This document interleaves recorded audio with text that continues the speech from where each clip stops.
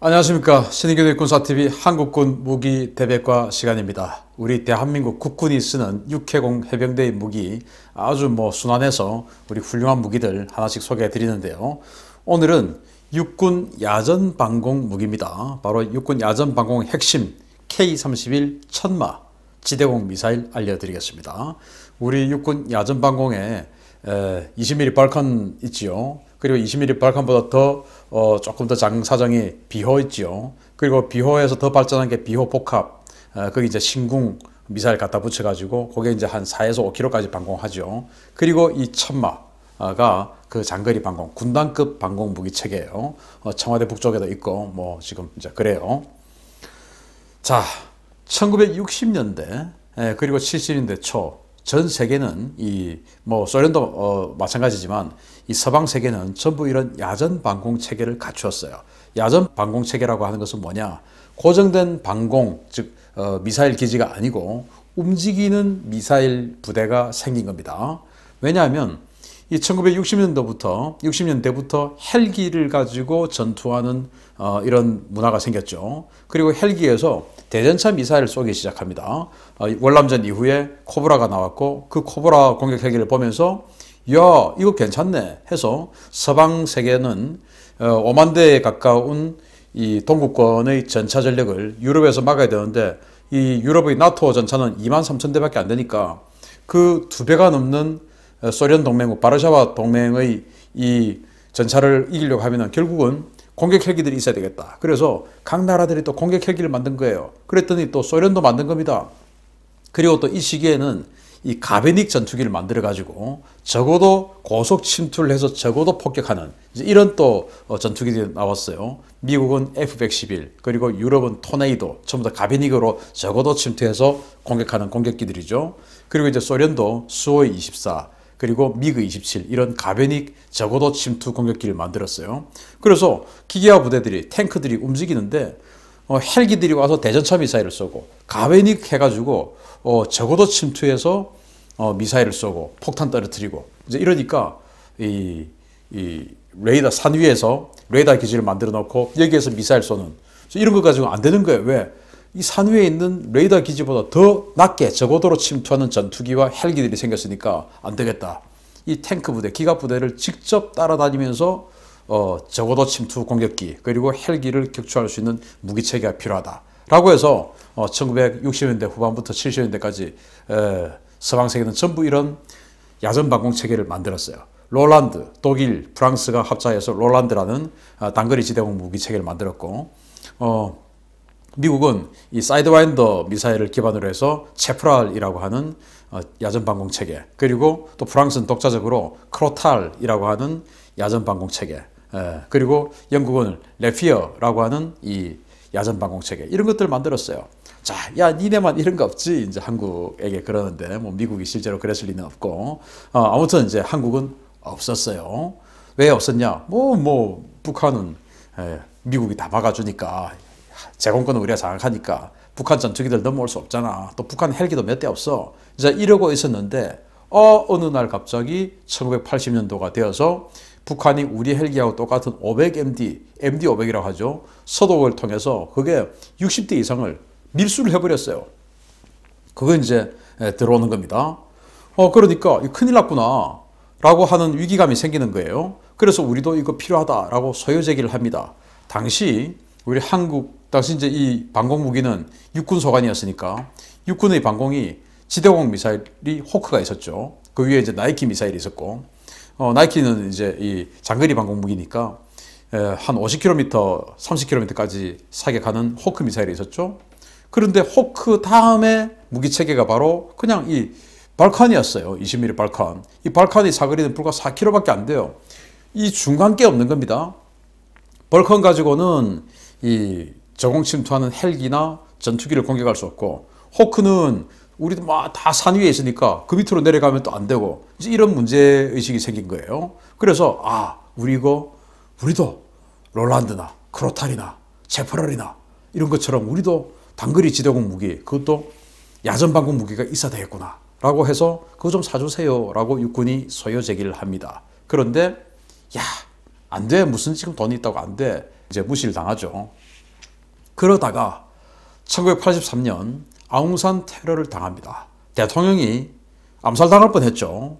그러니까 이제 전두환 대통령이 처음에는 이 안전방공 무기체계 육군이 자꾸 이렇게 해달라고 하는 거 안 돼라고 했다가 아웅산 테러를 당한 직후에 이거 안 되겠구나. 이거 있어야 되겠다. 라고 생각하고 ADD에다가 지시를 합니다. 야, 우리 야전방공체계 만들어. 라고 지시를 합니다. 자, 그런데 ADD가 회의를 하죠. 야, 위에서 VIP가 단거리 지대공 유도탄 만들어 라신다. 우리 어떡하냐. 아니, 우리한테 뭐 유도탄 기술자가 어디 있어요. 100곰 만들어 봤지만 그거 이제 미국 거 뺏겨가지고 지대지로 만들었는데 그건 또 완전 다르죠. 지대공은. 아니, 레이더도 만들어 본 적 없는데 무슨 유도탄이요? 아니, 또 전차용 사격 통제 장치도 못 만드는데 무슨 유도탄이에요? 이렇게 되는 거예요. 우리는 능력이 없었어요. 어떡하냐 하고 있는데 당시 이 냉전 시대였지만 전 세계 어디든지 공산권이든지 자유진영이든지 뭐 그냥 아프리카의 아주 그냥 불량 국가든지 뭐든지 돈만 주면 다 파는 나라가 있었죠. 바로 프랑스입니다. 프랑스가 이제 우리에게 접근한 거죠. 야, 니네들 우리 크로탈 이거 사가라 라는 거예요. 그런데 그 크로탈은 당시 중공이, 그때는 냉전 시대였으니까 중국도 아니고 중공이었죠. 우리 중공이라고 그랬습니다. 아니, 중공이 지금 사가지고 HQ7으로 쓰고 있는데 육상에서는 HQ7 그리고 해상에서 군함에다 갖다 붙여서 HHQ7 이렇게 해서 지금 쓰고 있는 단거리 무기체계인데 그거하고 똑같은 거 아니야? 니들 중공에도 팔고 우리에도 팔고 중공은 우리의 적국이잖아. 지금 30년 40년 전에 우리하고 전쟁 나놓고 지금도 전쟁해야 되는 적국인데 이대들 지금 아이 뻔뻔한 놈들아 하니까 아유, 그건 고객님 기분 탓이에요. 다른 모델입니다. 프랑스가 또 이렇게 약을 탁 칩니다. 어떻게 약을 치느냐. 중공에 판 거는요, 크로탈이고, 지금 제가 고객님에게 제안하는 거는 크로탈 NG예요. NG는 뭐냐? 넥스트 제너레이션. 크로탈을 조금 더 발전시킨 거예요. 그래서 달라요. 이게 더 좋아요. 라고 한 거죠. 그래서, 아, 그게 더 좋은 거야? 오케이, 하자, 그러면. 이렇게 해서 이제 크로탈 NG를 도입해서 만들기로 했죠. 그렇게 해서 스타트를 합니다. 자, 8년 만에 완성되었어요. 1989년부터 스타트를 해서 1997년도에 이제 실전 배치를 하게 되는데 스펙을 보면 전투 중량이 26톤, 엔진은 520마력 디젤 엔진입니다. 차량을 완전히 새로 개발했어요. 뭐 K200 장갑차의 차량을 사용했다 하는데 다른 겁니다. K200보다 훨씬 큽니다. 엔진도 더 강력한 거예요. 최대 속도는 시속 60km, 승무원은 3명입니다. 펄스 더플러 레이더가 이 위에 장착이 되어 있고 그리고 탐지거리, 레이더의 탐지거리는 20km입니다. 탐지 고도는 5km예요. 5km 이상으로 날아가는 건 못 봅니다. 미사일은 유도 방식은 이제 시선 지령 유도인데 이게 이제 지령 유도하는 시선 지령 유도하는 그 조사기예요. 예를 들어서 우리 충무공 이순신함이나 세종대왕함이나 이런 데도 조사기가 다 붙어 있죠. 이런 거는 그냥 상대 타겟을 하나씩 딱딱 찍어만 주면 미사일이 이제 탁 끝까지 유도해서 가는데 그래서 세종대왕함은 동시 교전 능력 15개 이렇게 되죠. 딱딱 찍어만 주면 되니까. 그런데 당시 크로탈 그러니까 우리 천만은 끝까지 유도를 해줘야 돼요. 맞을 때까지. 그래서 동시 교전 능력 이런 거 없습니다. 그래서 두 대의 서로 다른 이 적이 몰려와서 공격을 하면 둘 중에 하나를 선택해야 돼요. 그 말인 즉슨 두 대가 오면 나는 죽는다. 이겁니다. 정말 참 이 1997년도에 배치되어서 2000년도에 본격 배치되기 시작한 이 무기치고는 너무 어이없죠. 왜냐? 프랑스의 1960년대 기술을 가지고 만들었고 중국이 그걸 1970년대에 만들었던 걸 20년 후인 1990년대 후반에 우리는 만들었던 완전히 뒤차 막차를 타서도 안 되는 그냥 뒷차를 타서 만든 게 천마입니다. 그러다 보니까 이런 말도 안 되는 어떻게 동시 교전 능력이 없어요. 네. 그리고 이제 사거리는 9km. 그리고 여객 고도는 레이더가 5km까지만 보니까 미사일도 5km까지만 날아갑니다. 고도가. 그리고 비행 속도는 마하 2.6이에요. 이런 스펙으로 당시 한 150억 원에 육군에 납품이 되었습니다. 요즘 가격으로 한 170억 원 지금 합니다. 굉장히 비쌌죠, 당시에.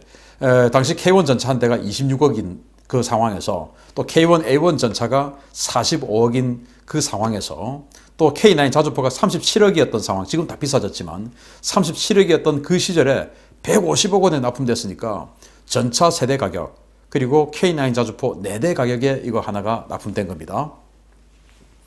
그러니까 이제 시대에 뒤떨어지는 지령 유도 방식. 그래서 처음에는 이제 발사를 합니다. 대충 저기 오니까 저쪽으로 일단 쏴요. 그래서 여기 보시면 1.4km까지는 그냥 그쪽으로 대충 날아갑니다. 그 다음부터 왜냐?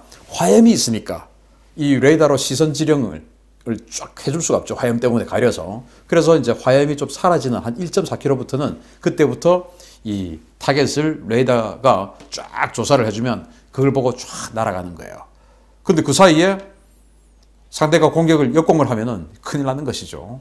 자, 그런데 이게 이제 너무나 뒤떨어진 무기 체계라고 하는 것이 지금 헬파이어 미사일 같은 거 사거리가 10km 였지요. 그런데 지금은 헬파이어 미사일도 사거리가 25km짜리 이제 이런 게 나옵니다.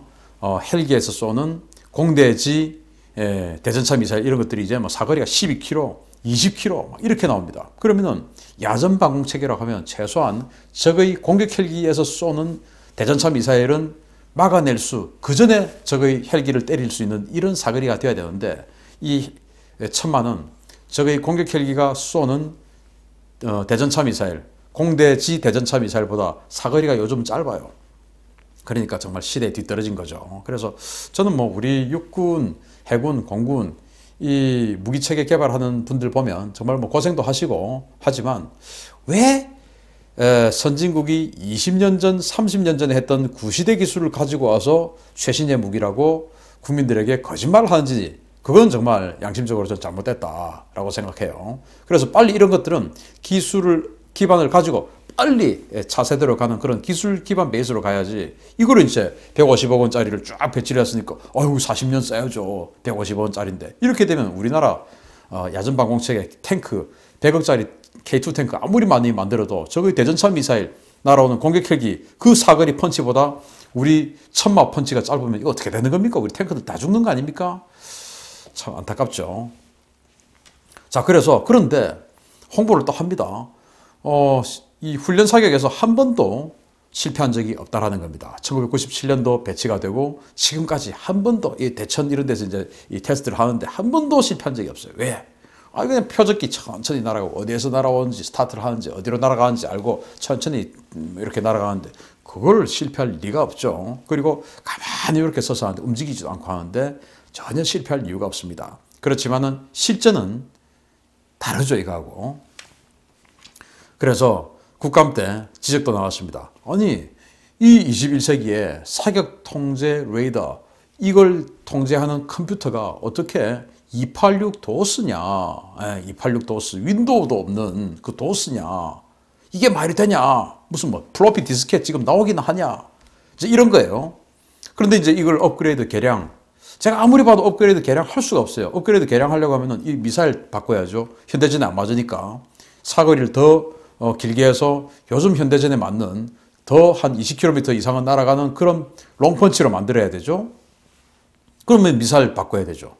그리고 이렇게 시선 지령유도 이제는 있어서는 안 되죠. 동시 대응 능력을 가질 수 없으니까 적이 동시다발적으로 나오면 그걸 다 막아내야 되는데 그렇게 할 수가 없죠. 그러니까 이거 레이더 체계 바꿔야죠. 그러면 뭐 아예 차량만 빼고는 다 바꿔야 되죠. 그래서 이런 것 정도는 사실은 지금 정도는 우리가 뭐 천궁도 만들고 이러기 때문에 충분히 기술이 될 텐데 의지 문제라고 봅니다. 그래서 지금 국방개혁으로 인해서 군단급 작전이 영역이 훨씬 더 넓어졌습니다. 50km씩 이렇게 되는데 이 군단 작전하는 군단 방공 무기가 9km 사거리밖에 안 된다. 이건 말이 안 되죠. 그래서 빨리 우리 ADD에서 또 방위사업청에서 그리고 육군의 방공 병과에서 소요제기를 해서 이 천마를 빨리 대체하는 150억 원 주고 샀으니까 아깝잖아 라고 하지 말고 빨리 이 천마를 대폭 업그레이드 완전히 그냥 환골탈퇴시키는 업그레이드를 해야 할 필요성이 있다 라고 생각합니다. 그리고 또 천마가 이게 키가 너무 크다 보니까 야전방공체계 뭐 시속 60km 움직이지도 못해요. 실제 제가 움직이는 거 24단 이런 데 가서 많이 봤는데 이 워낙 키가 크고 하다 보니까 지상고가 높아요. 그러다 보니까 뒤뚱뒤뚱 막 넘어질까봐 조심조심해서 움직입니다. 이런 거 가지고 야전방공 한다고 하는 건 좀 안 맞죠. 그래서 딱 무게중심도 안정돼 있고 그리고 사거리 길고 탐지거리 길고 동시대응 능력 있고 이런 거로 바꿔야 된다라는 말씀을 드리겠습니다. 마치겠습니다. 감사합니다.